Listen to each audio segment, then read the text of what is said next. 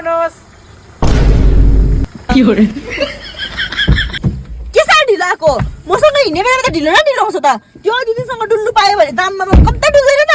जहिले नि तैँले लिएको छ त्यही आदित्य जहिले नि तैँले दुईजना मात्रै हिँड्नु मान्छे त्यहीले आदित्य ल्याइहाल्छ पैसा न कौडी खाने मात्र अनुहार पनि बङ्गादर जस्तो मोटो मात्र बोकेर आउँछ कहिले पैसाहरू पनि बोकेर आउँदैन खाने बेलामा कहिले न पैसा दियोस् उसको पैसा उडाएको उडाएको चिन्दैन तिमी त्यति पनि भयो त ऊ राम्रै छ हौ त्यस्तो होइन हौ कोही बेला पैसा रुपियाँ हुँदैन बुझ्नु पर्छ नि त हौ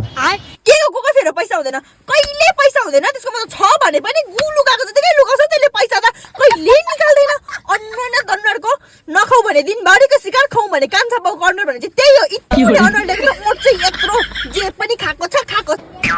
त्यस्तो नभन न राम्रै छ त हौ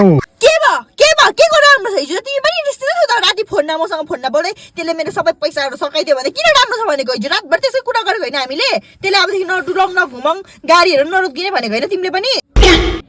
कहिले भन्यो त्यस्तो मैले कम त राम्रो छ मसँग पैसा हुँदैन र बिचारा कहाँबाट आउँछ पैसा उसकोमा कृतिका बुझ न हौ के बुझ्नु त्योसँग डुल्ने सबै पैसा सक्यो होला हो मलाई घुमाउने पैसा छैन त्यो बुझ्नु म खै पैसा छैन होइन हौ कृतिका बुझ्नेलाई इसारा काफी छ नि त बुझ्नेलाई इसारा काफी छ मलाई याद छ इसारा मात्र होइन दिनदिनै देखिरहेको छु इसारा मात्र होइन पैसा खाएकै डुलेकै जहिले त हामी दुईजना कहाँ घुम्नु जुन त्यो पनि जान्छ हामी दुईजना कफी डेटमा जुन त्यो पनि बिचमा आइहाल्छ हामी दुईजना खाजा खाने जुन त्यो पनि बिचमा आइहाल्छ त्यसलाई खुवाउने कि मलाई खुवाउने हिजो तिमीले त्यतिकै त भनेको होइन नि त्यसको त अनुहार जस्तै बेउरा छ भनेर भयो त कृतिका भयो त भन्दा अलङ्कार बुझ्नुपर्छ हौ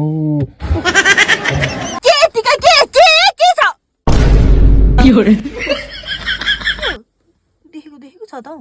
देखाएको यो ज्याकेट त देखेको छ त हौ के हो यो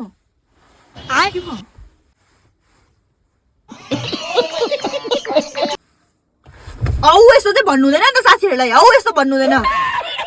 यस्तो शब्द चाहिँ आफ्नो साथीहरूसँग कहिले चलाउनु हुँदैन त्यही सिकाएको अरूले पनि तिम्रो साथीको बारेमा यस्तो भन्दैछ भने तिमीले यसरी आवाज उठाउनु पर्छ है प्रवीण यसरी कराउनु पर्छ नि गर्लफ्रेन्ड होस् कि जोसुकै होस् है ठिकै भने हैन आदित्य हजुर तपाईले एकदम ठिकै भन्नुभयो